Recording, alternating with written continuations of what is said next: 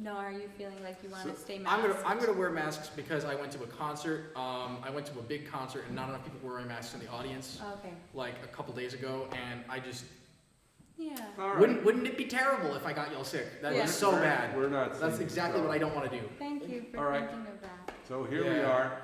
Sorry. This is sort of a Watermelon Wednesdays first, but Watermelon Wednesdays started 20 years ago. It's his 21st year, and we're carrying on despite the opposition in front of us.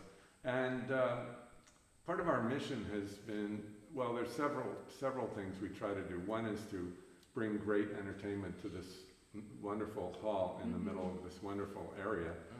And we've certainly succeeded in that today, Thank you. I think, and I don't think I know.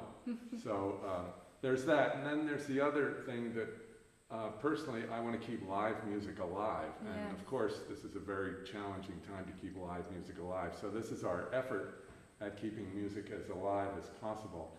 And I know having seen their performance, just how live music can make a difference and create joy. So that's very good. The other thing is Watermelon Wednesdays is a nonprofit 501c3 educational organization. Huh. So along those lines, I've always wanted to have little interviews with the artists because I feel like getting to know you through your music is the ultimate way into what you're all about. But it's also nice to hear where you came from and hear your story in your own words as well as your music. I think it's very complimentary, and I'm always interested in the lives of the artists and how they came to the music they are doing right now. So with that introduction, I'd ask Lisa, so how did you come to the music you're making right now? I arrived to this just through everywhere I've been in my life.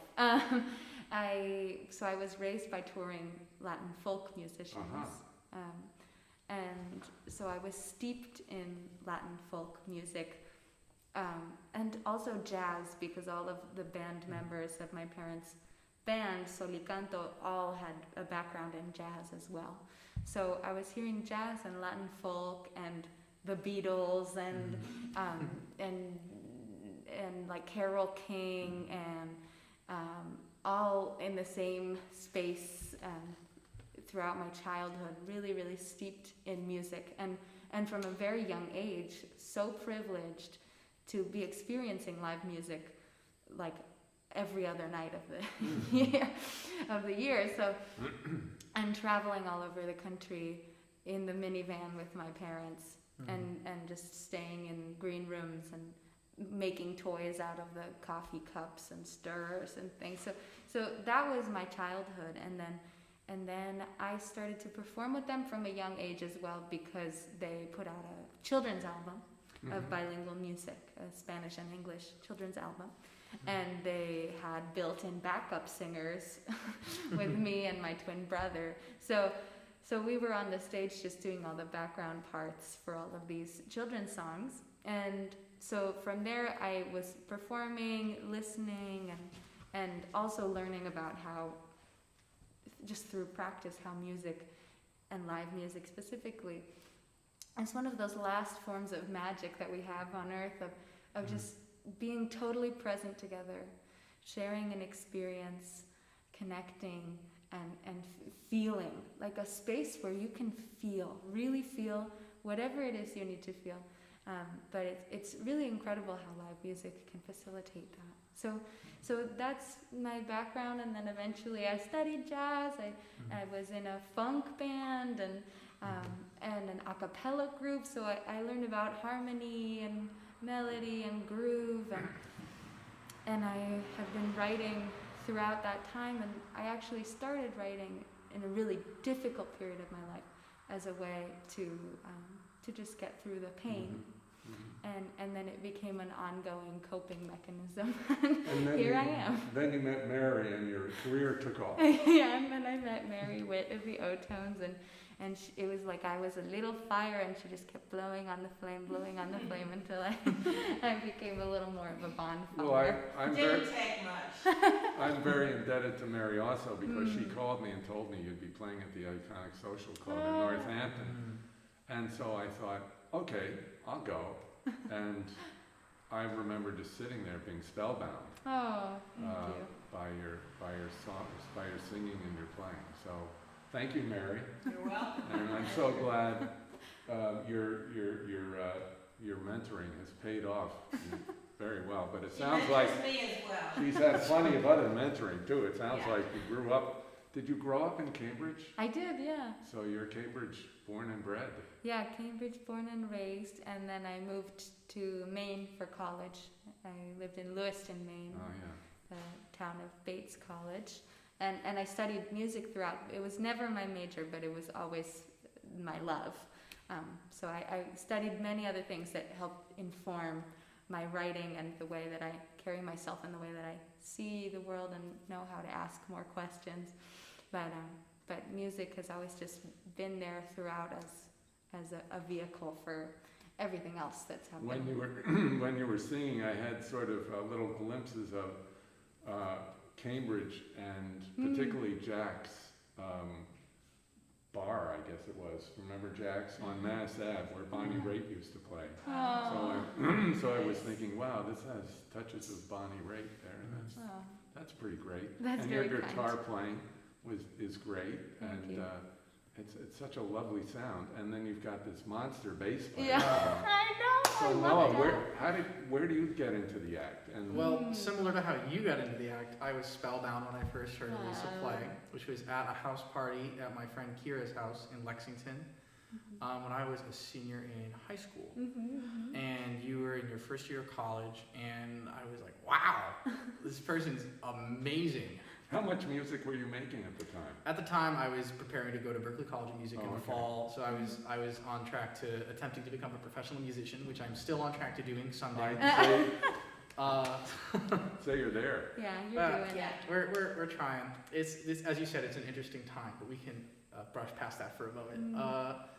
And a while after that, I think less than a year, you contacted me to play a show at Outpost 186, which is it's like a smaller version of this. It's a real treasure of a space. It's like just a living room in Somerville. Listening room is such a Yeah, beautiful. it's really great. And but I don't think that place exists anymore. I think it shut down, which is a shame. But it's why it's so important to have spaces like this. Yes. But we played a show there, and Yeah, we, that was Yeah. actually so an important missing detail that I'm glad you reminded me of. This is something really pivotal for me as a musician was that I lived in Argentina from when I was 20 to 21, and there I met these incredible songwriters and musicians called Mica Ipiñazar and Facundo Parla, and they were part of a larger community of musicians that just welcomed me in. I hadn't written a single song in Spanish at that point, and they didn't care. It was like, you're here, you belong here. Your music is here, and therefore your music is part of this culture of sharing music. And that was something so crazy of like, because you are here, you are a part of this culture. Is something that I had never put together in that way, and was so powerful. Because now I just try to embody that everywhere I go. It's like all of the people here are a part of this culture, if that makes sense. Like every person here belongs here and has a voice and plays a part in creating the culture that we all share and experience. So that was, anyway, that was a big side note, but they played with me and they actually asked to be my band. I never thought that anyone wanted to play my music with me. I was like, no, that's silly. They're not that good, whatever. Silly self-doubt things from my younger self, but they asked to play my songs with me, and that was the first time I had played with a band. So I came home and I called Noah and I said, I'd like to put together a band. Yeah. Would you be in it? And That's how I it was like, happened. oh my god. Because at that point, I'd been playing mostly jazz and instrumental music and things like that, which I love doing. But to be a part of something that is so intentional and so really rooted in trying to create, I don't know, to foster change and to foster, as you said, a culture of you're here, you belong, and let's share, create together. I don't know. I think your music embodies that from so many different angles and from so many small. Like, I feel like every song is like an essay, a very short, incredibly digestible, and very catchy essay. Years of college. Yeah, that'll do it. But it's really meaningful to me to be involved and to help make this music just happen. So speaking of embodying things, your music embodies such motion and emotion. I wonder if you were infected or affected at all by the tango in Argentina or, Yeah. you know, Latin dance music. Yes, definitely. Clearly. No, Latin music is at the core of what I do, even if it's not the rhythm or the language or the intonation that I'm singing it in. The way of singing, I was taught from such a young age to be completely present with the song, to give your whole being to whatever you are singing. And that is, it's the way in tango, it's the way in boleros, I mean, across the Spanish-speaking world, that is just the way that you sing folk music and music that is native to that region it was all of this music was created as a way to let out your woes. Yeah, sure. And so you have to feel it. Yeah. You have to let it be what it is and channel it and just let it pass through you. As I say in one of my songs, it's like, it's just the way that you have to get through your pain, is to let it out so that now you can coexist with it. Now it's in the room with you instead of eating away at you on the inside.